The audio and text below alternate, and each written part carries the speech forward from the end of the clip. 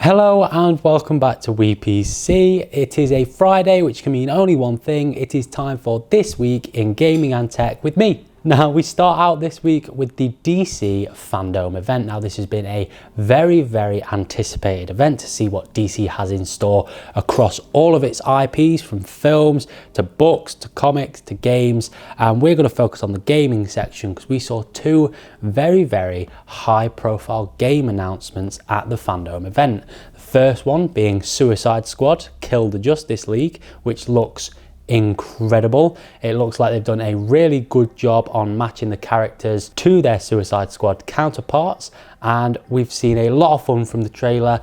What we know so far is that you're able to play as any of the Suicide Squad team members, and you are going up against a Brainiac controlled Justice team. Now, from the first look of it, the art style is very much a Rocksteady game, who are the publishers of this, and it's good to see what is going to be in store. It comes out in a few years, but this could be the long line that the Avengers has created so far with that co-op multiplayer superhero gameplay. The second title we saw announced at DC Fandom was Gotham Knights. Now, this is a direct continuation of the Arkham series, and the Batman is dead, he's gone, we think. Now, you can play as one of four characters, either Batgirl, Nightwing, Red Hood or Robin, and you are going up against the Court of Owls, who are kind of Gotham's version of the Illuminati. Now, it's going to be interesting to see how this game plays out without the Batman, or even if he's going to come into it at one point, because there have been rumours regarding an appearance from Bruce Wayne in the game, because his death in the last Arkham title was a little bit contentious, to say the least. Then we got treated to an AMD leak, which is quite a common occurrence from AMD, but this was their roadmap leak, which was from the year 2020 to 2022, and with new tech code names with like Warhol and Van Gogh, we feel like they're definitely going down an artsy route here. But the full roadmap has been leaked, and we get to see their plans for the next 2 years. And it looks exciting from AMD's perspective, because they have a lot of tech releases coming out, the Big Navi being one of them. And we all know that that is one of the most anticipated GPUs to come out in recent times. So it's interesting to see how they're going to build around that. Back to superheroes now, and Marvel's Avengers game got a new launch trailer. Now, this comes out on September the 4th, so next week. And from playing the beta, if you haven't seen our sister channel Gaming Verdict, we've had a little go at the beta, and my opinions have varied throughout all of the time that I've spoken about Marvel's Avengers. I wasn't too sure on it in the beginning, and then I started hearing new details and it started to entice me a little bit more. But after playing the beta, I can safely say that I think this is going to be a good game. The whole expanse of trying to bring the Avengers back together is a storyline that we've seen multiple times, but this does put a fresh twist on it with Kamala Khan. It releases on September the 4th, so not that long to wait now. Go and check out the launch trailer if you haven't already, or you can check out our playthroughs of the beta on Gaming Verdict.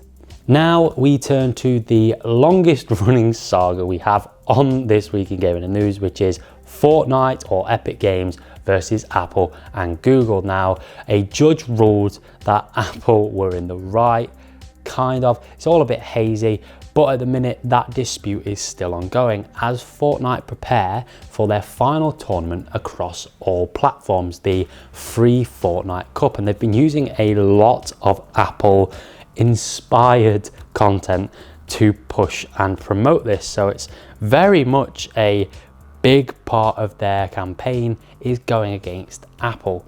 It's going to be interesting to see how this plays out in the long run, but all in all, this last cup could be the last one on Apple devices. And then we turn our attention to possibly the hottest game of the summer, Fall Guys. Now, if you haven't seen or heard about Fall Guys, you've clearly been living in a cave for the last 2 months, because this game came out on PS Plus and on Steam, and it has just been soaring to new heights. It has just hit the 7 million buy mark on Steam and has not left their top 5 since it launched.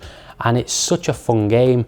we're going to be streaming Fall Guys for a few different episodes. I'm yet to get a crown, but our videographer Jay is quite good at the game. He does get very annoyed easily at other players, but it is a solid game. If you haven't played it, we really do recommend it because it's just a load of fun. It is exactly what the world needs right now.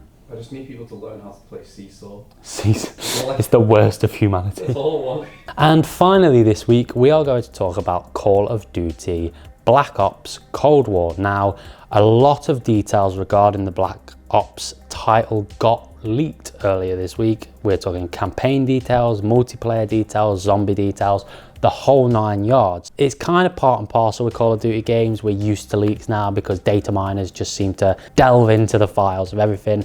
Now, we got a new Warzone event called Know Your History, in which you dropped in, you collected a bunch of keys and information, and you met Frank Woods, which you might remember from the first Black Ops game.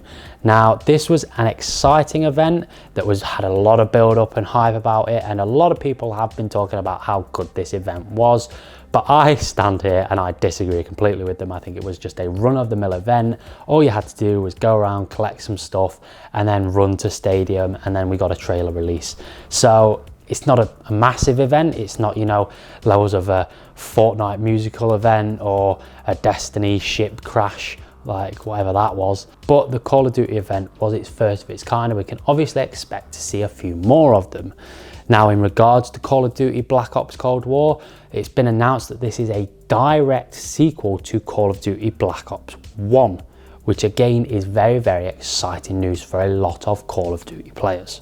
As always, you can check out our socials and our website to see and read more about all of the stuff that happens throughout the week in gaming and tech. And if you like what you see, I'm not just talking about me, why not consider subscribing to WePC?